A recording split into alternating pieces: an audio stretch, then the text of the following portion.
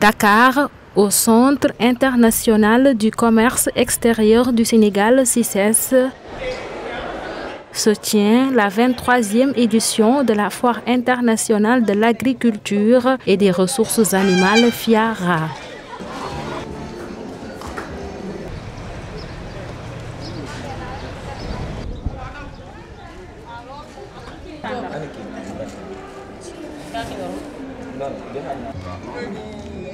Fatimata y est une exposante.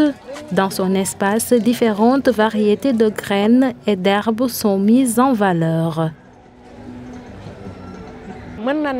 Parce que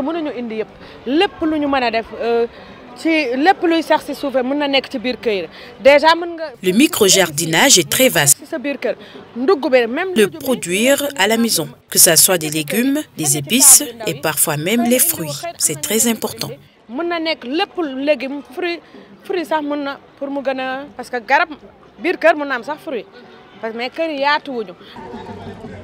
Elle est passionnée de micro-jardinage et fait aussi la promotion de l'agriculture à domicile. À travers des pots de plantes, des bacs de terrasse, Fatimata tente de développer les meilleures techniques. Moi, je fais la promotion de la culture bio. J'appelle les femmes à éviter les produits chimiques, surtout les bouillons, car j'estime qu'on doit favoriser les épices qu'on peut cultiver à la maison avec les herbes. C'est très bon pour la santé. Mon combat quotidien est que chaque femme ait son jardin à la maison.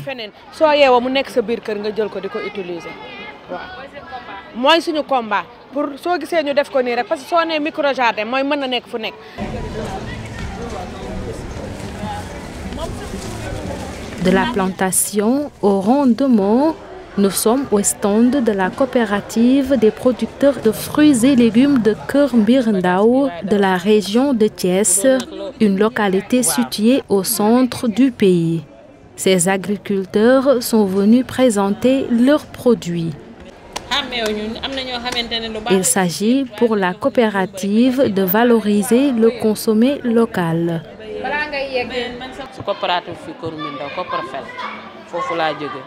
Je suis membre du Coprofel. Nous sommes dans la culture des fruits et légumes. Tout ce que vous voyez, nous l'avons cultivé nous-mêmes. J'ai exposé des carottes, choux, aubergines, concombres, pommes de terre, oignons, etc. J'avais un stock, mais les gens ont tout acheté.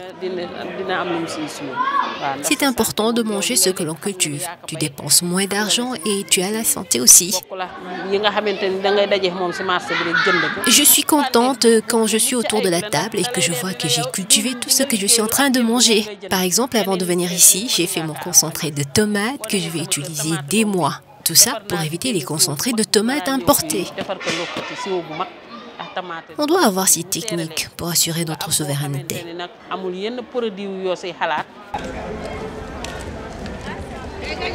En effet, les exploitations familiales face aux défis de souveraineté alimentaire est le thème de cette édition de la FIARA. Un thème plein de sens selon les organisateurs, surtout dans un contexte de crise mondiale où chaque pays devrait développer sa propre capacité à produire son alimentation.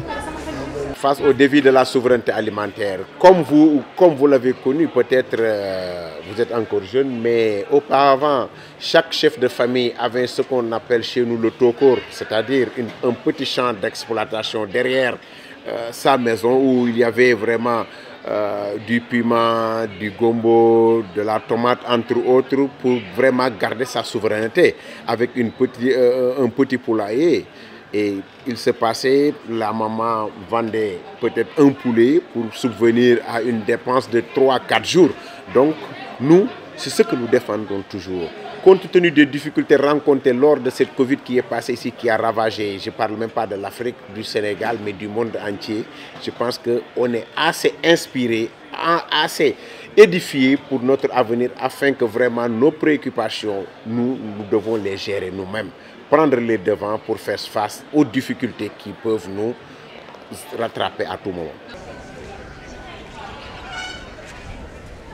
Cette foire est un carrefour de l'agriculture et de l'élevage, une vitrine des productions agricoles, agroalimentaires et agroforestières.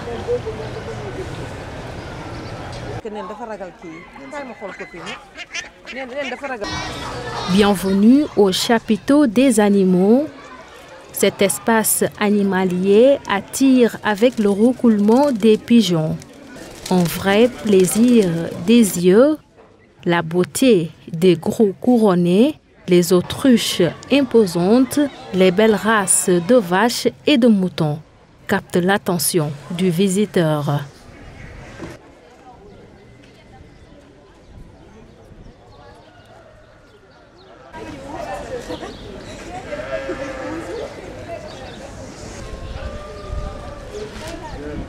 Visiter parce que c'est intéressant. Il y a plein d'exposants qui nous montrent pas mal de trucs. Et c'est une opportunité pour moi de venir voir ce qui s'est fait au Sénégal, dans mon pays. C'est ça en gros, c'est ce qui m'a motivé. Je suis dans le milieu, c'est ça. Énormément de choses. Déjà, je peux avoir pas mal de contacts sur ce. Je peux aussi me faire pas mal d'idées, de projets que je pourrais peut-être exploiter demain. Et tout ça me motive en fait à venir dans ces genres d'événements. Ouais.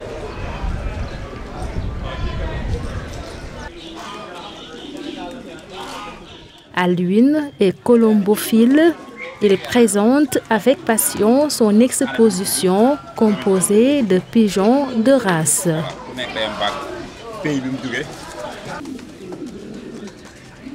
Pour ce grand éleveur de pigeons, la Fiara est une opportunité pour étaler son savoir-faire.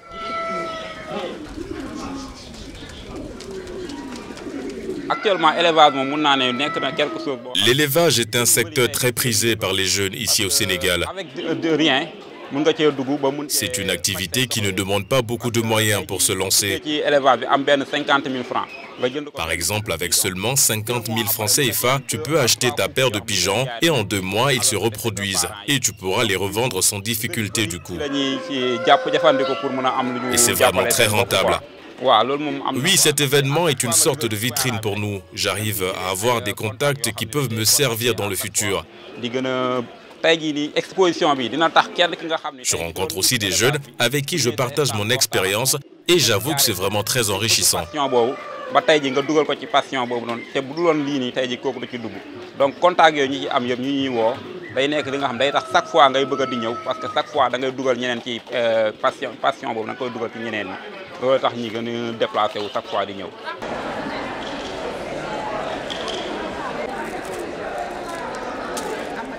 L'agriculture et l'élevage sont des activités primordiales en Afrique.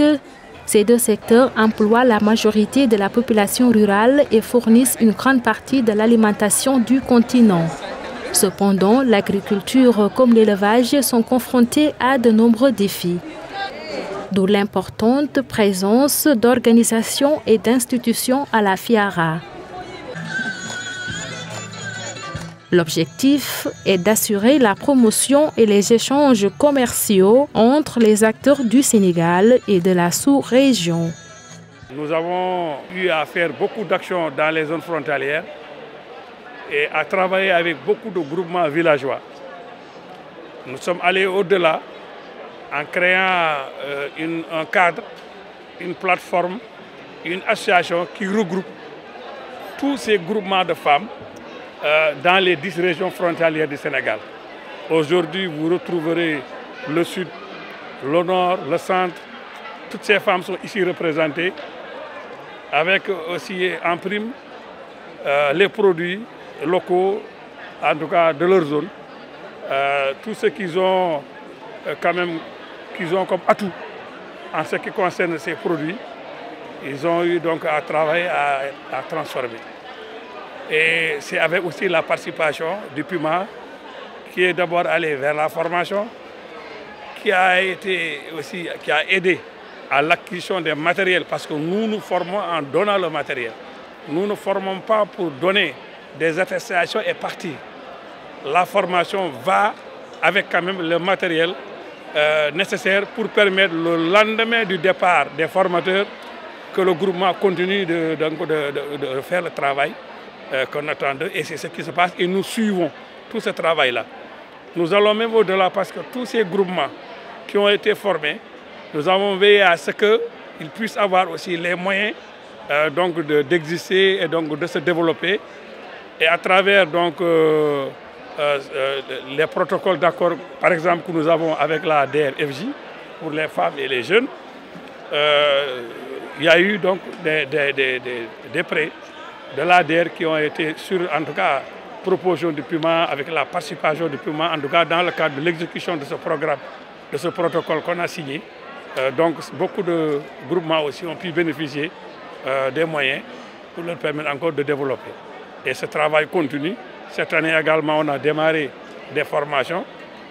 Parmi ces exposantes, parmi ces femmes, il y en a qui sont donc aujourd'hui à la 3e année de participation à la FIERA, bien que d'ailleurs, depuis que la création du PUMA, il y a 5-6 ans, nous avons déjà dès le départ donc des générations donc, de femmes qui travaillent sur la transformation. Depuis lors, aujourd'hui, nous organisons la 23e édition de la FIERA afin de créer un cadre de commercialisation, un cadre d'échange et de contact pour les organisations de producteurs du Sénégal, de la sous-région et faire de Dakar le carrefour de l'agriculture ouest-africaine. En tant que rural, toujours, ils ont des limites. Mais grâce aux partenaires de développement, grâce aux ONG, ils ont trouvé vraiment les moyens d'être au rendez-vous, du donner et du recevoir du monde rural. L'année passée, nous sommes passés de 836 exposants à 916 exposants à des degrés divers, allant du producteur, transformateur, distributeur, cabinet conseil, banque, ONG et institutions de développement. Donc voilà, d'une manière ramassée, entre l'agriculture, l'élevage, voilà, les institutions, ils sont tous au rendez-vous. Voilà. Au-delà, l'État du Sénégal a mis en place des politiques visant à promouvoir une agriculture et un élevage durable, ainsi que des programmes d'investissement adéquats pour accompagner les deux secteurs. Les problèmes soulevés, c'est labellisation avec des codes FRA et des codes barres, l'autorisation FRA et des codes barres. Ça aussi, nous sommes en train de travailler avec le ministère du Commerce pour régler ces soucis qui concernent quand même certains producteurs. Mais je pense qu'on va bientôt les résoudre. L'essentiel, c'est de mieux présenter nos produits et que je vois que maintenant les produits sont bien présentés. Ce qui reste maintenant à faire, c'est de les encadrer pour régler ces soucis. Et aussi, l'État a fait beaucoup de choses dans le cadre du financement de leur projet. Ça aussi, je pense qu'ils n'ont plus vraiment ces soucis d'accompagnement financier. Mais quand même, il faut quand même continuer à les régler, à régler le problème de la présentation et aussi labellisation de nos produits. Mais pour ce qui concerne le Sénégal, Dieu nous a doté de l'eau, des terres, non pas vraiment beaucoup de soucis à se faire à ça.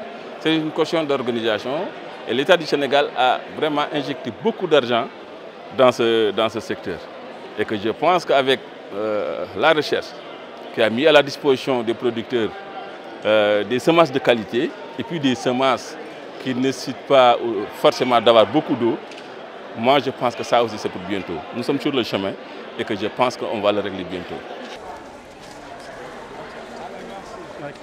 À la foire internationale de l'agriculture et des ressources animales, il y a aussi de quoi régaler les enfants. Le poisson ainsi que le gingembre.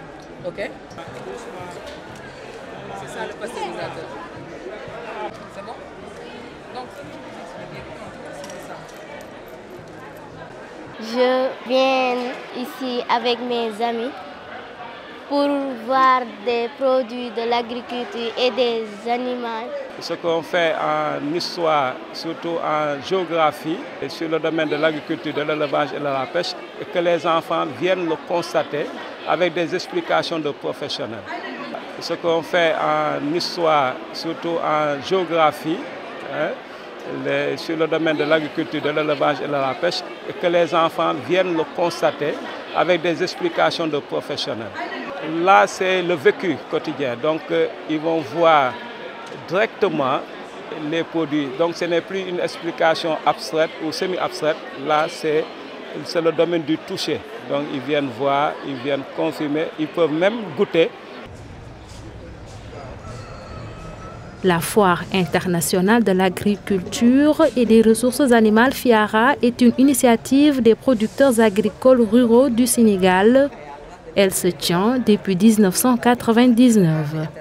Même s'ils sont conscients que l'agriculture et l'élevage sont des secteurs vitaux pour l'économie et la sécurité alimentaire du continent, ces producteurs restent cependant confrontés à de nombreux défis.